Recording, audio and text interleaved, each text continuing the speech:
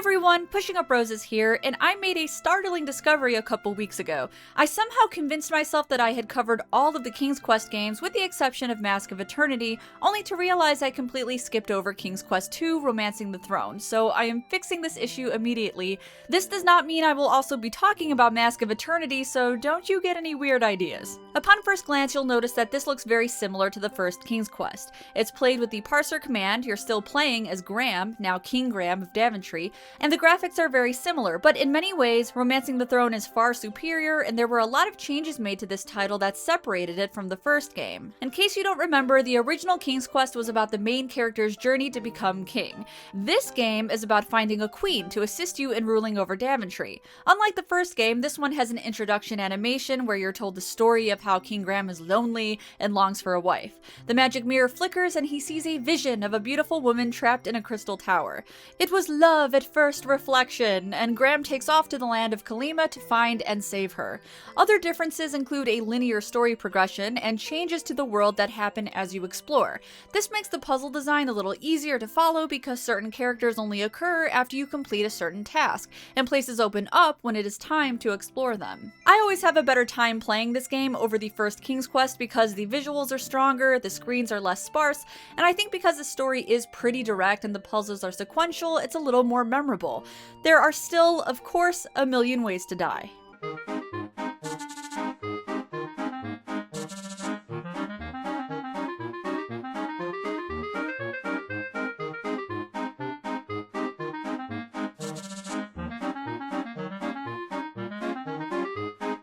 But the game seems to give you better guidance when it comes to figuring out what to do. There are also more musical clips, including a couple bars of Thriller by Michael Jackson.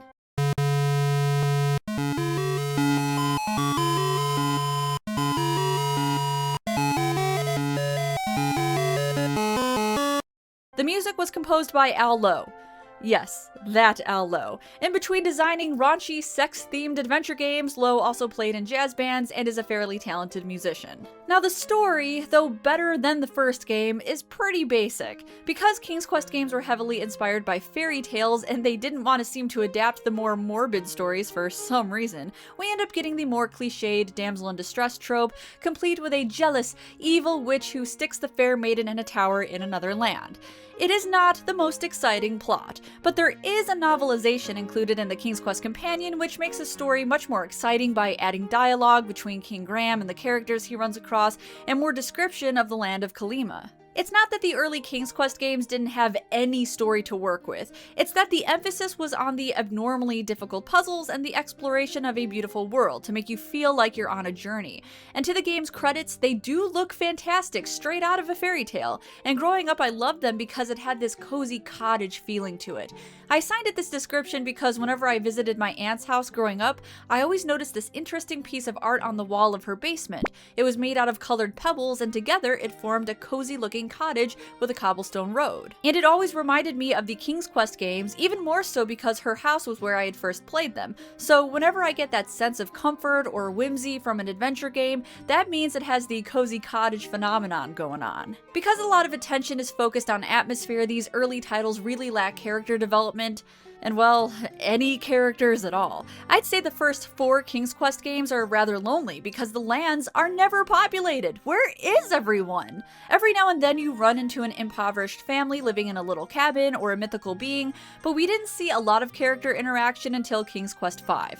Now this game does have some characters hanging about, but there isn't a lot of dialogue happening. Hagatha has nothing to say to you, considering she would rather cook you in her stew, Grandma is too sick to talk, Red Riding Hood just wants her basket of goodies, and the lady at the antique store is only concerned about her wares. It's too bad these characters don't have more to say. They went to the trouble of putting King Neptune in the game and all he has to say is glub glub glub glub glub. Though I will say that even though the story isn't woven into these early games, you can get extra information from external resources, and truth be told, the King's Quest series does have a very interesting lore. The manual for this game in specific has an expanded introduction, explaining that the spirit of King Edward, previous king of Daventry, told Graham that he must find a wife or he'll suffer a lonely fate. A feast is held and many maidens from other lands are invited, but Graham isn't interested in any of them. That's when the magic mirror activates and alerts him about Valenice. Out of the first 3 King's Quest games, I would say this one has the best puzzle design and some of the more iconic scenery. Grandma's house always stood out to me, as does the antique shop and the eastern part of Kolyma with its fantasy-colored waterfalls and huge fish.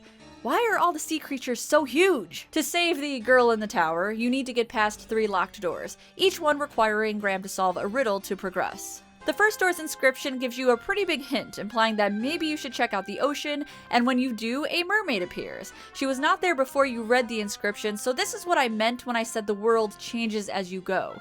The first part of this game is pretty easy, consisting of finding random treasures and logs and trees and rocks. I seriously found a diamond necklace and a log. I need to get myself to Kolyma. But the second and third door riddles ramp up quite a bit. You may be familiar with the snake and bridle puzzle, as it has been criticized for being ridiculous and a part of Roberta Williams' moon logic agenda.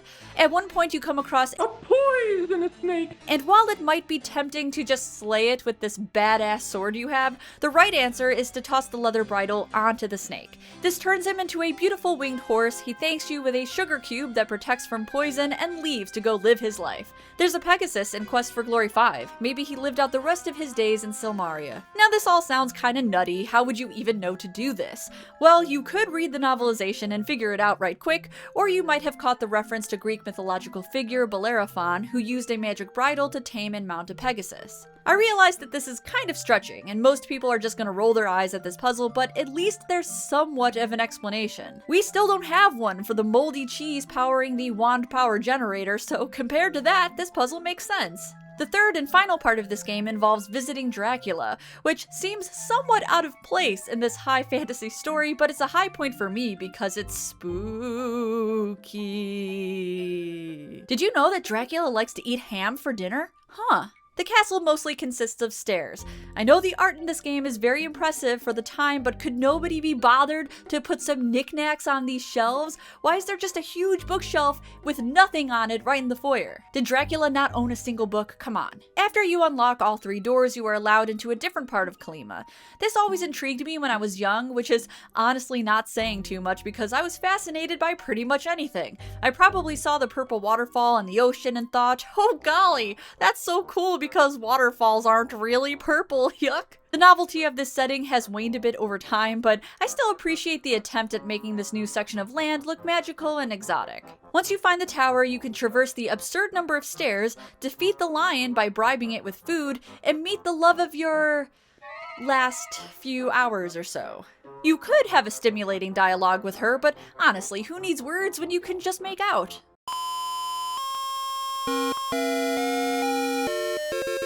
Those Daventry boys really like that girl in the tower trope, don't they? This actually gets revisited in King's Quest VI and even has a song dedicated to being stuck in a tower.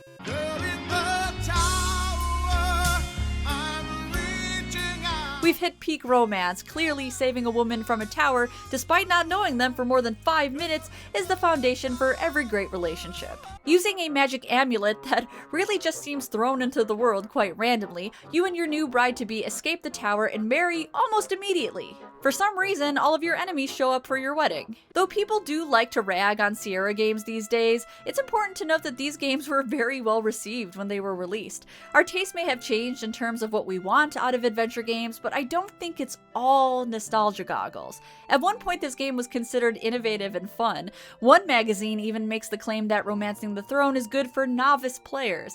Not sure I quite buy that statement completely, but it is a bit more merciful than its predecessor.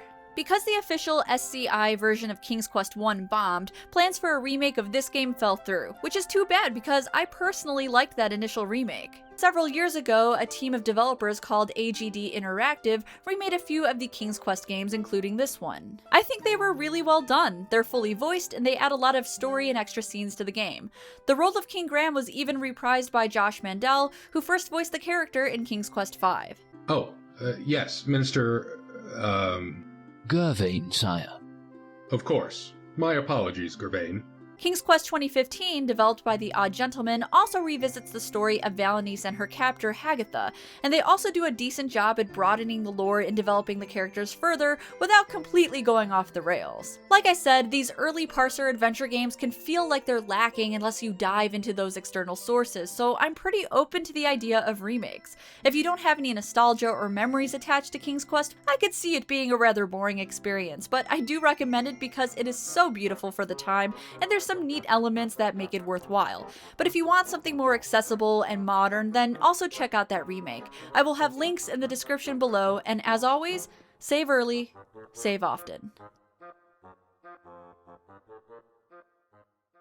Hey everyone, thanks for watching my video on King's Quest II Romancing the Throne. Feel free to talk about your favorite parser command games in the comments or contact me on social media. If you want to support my adventure game obsession in a monetary way, do consider becoming a patron, and as always, I'll see you guys in the next one.